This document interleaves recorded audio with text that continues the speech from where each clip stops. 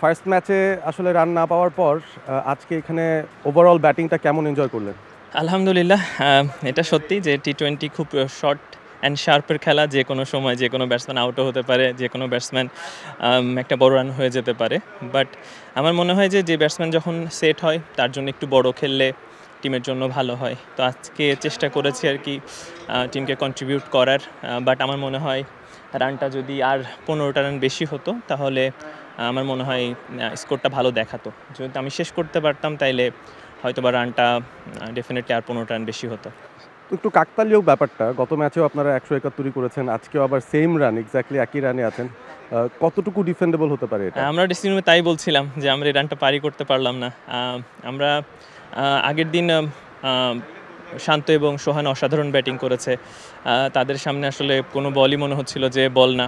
ওয়ালটন এখন দেশের সীমানা পেরিয়ে পৌঁছে গিয়েছে 50টিরও বেশি দেশে। ওয়ালটন, ঘরে ঘরে বিশ্বজুড়ে। তো আসলে প্রতিদিন একরকম হবে না, আমাদের বলাররাও অনেক যথেষ্ট ভালো। আশা করব যে লাস্ট ম্যাচ থেকে যারা যা শিখেছে এবার এই ম্যাচটা তারা যেন ইমপ্লিমেন্ট করতে পারে, তাদের আশা করি একটা ভালো ফিডব্যাক পাবো।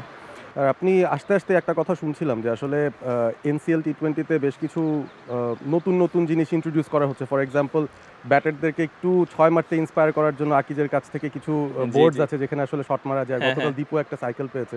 তো এটা আসলে একজন ব্যাটারকে কি মোটিভেট করে না ডিস্ট্র্যাক্ট করে? না, ডিস্ট্র্যাক্ট করে না, একদমই ডিস্ট্র্যাক্ট করে না। আমরা তো টি-20তে অনেক আশাবাদী থাকি যে অনেক রকম হবে, যেমন high sixes of the match হবে, ম্যান অফ দ্য ম্যাচ হবে, ইম্প্যাক্ট অফ দ্য প্লেয়ার হবে, ক্রুশিয়াল ম্যাচের একটা কিছু থাকবে, এরকম 6 মারলে কিছু হবে বা 4 মারলে কিছু হবে। জিতলেই শুধু ম্যান অফ দ্য ম্যাচ না, অন্য টিমেরও যদি কেউ ইম্প্যাক্টফুল প্লেয়ার থাকে তার জন্য কিছু থাকবে। আমরা সবসময় আশা করি যে আসলে আমাদের যে অ্যামাউন্টটা দেওয়া হয় সেটা কিন্তু আসলে অনেক সময় এখানেই খরচ হয়ে যায়, বাট ওই অ্যাওয়ার্ডটা কিন্তু থেকে যায়, ওই মেমোরিজটা থেকে যায়। তো আমার মনে হয় এই জিনিসগুলো বিসিবি করছে অসাধারণ, আপনারা করছেন, খুবই ভালো লাগছে। এগুলো আমিও মাথায় ছিল আজকে যে আমি একটা সাইকেলে মারবো।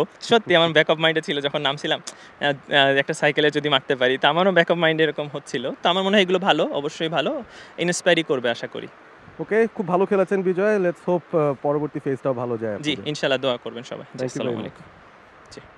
For more updates, subscribe to our YouTube channel and click on the bell icon. Follow us on Facebook and Instagram. Download T-Sports app to enjoy exciting games and highlights. Visit tsports.com.